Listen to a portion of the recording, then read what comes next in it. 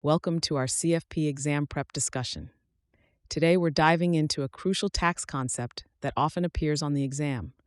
Understanding the basis rules for inherited property can make the difference between getting questions right or wrong. Let's break down the fundamental concept. When someone inherits property after a death, they receive what's called a stepped-up basis.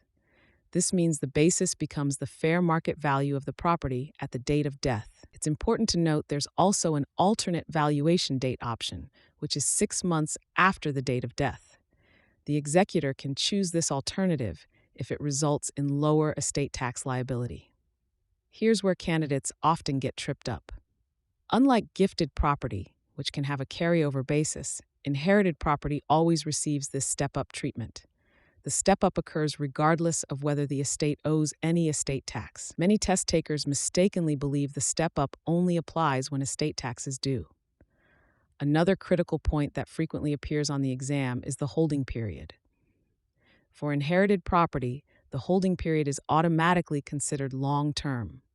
This applies even if the deceased person owned the property for just 1 day before death. Test writers love to create scenarios where they give you the original purchase date and ask about the holding period after inheritance. Don't fall for this trap. Let me give you a practical example. Say your client inherits their parents' vacation home. The parent bought it for $100,000 in 1980. At the date of death in 2023, the property was worth $800,000. If your client sells the property 1 month later for $820,000, their taxable gain would be $20,000. That's the difference between the sale price and the stepped-up basis of $800,000. And remember, despite selling just 1 month after inheritance, this would be treated as a long-term capital gain. A common mistake students make is calculating gain using the original purchase price. In our example, that would incorrectly show a $720,000 gain.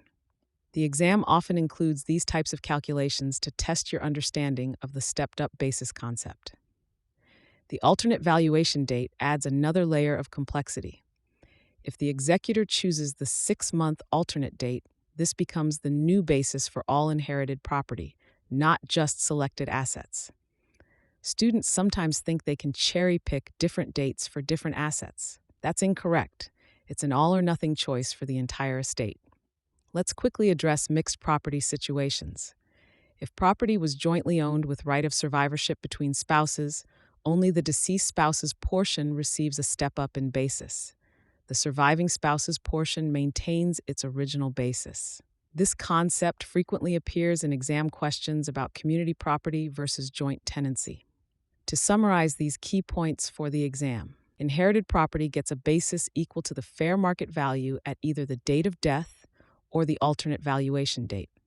The holding period is always long-term, regardless of how long you hold it after inheritance. The step-up occurs whether or not estate tax is due.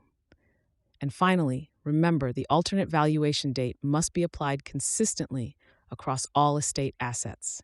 Keep these concepts clear in your mind, and you'll be well prepared to handle any inherited property basis questions on the CFP exam.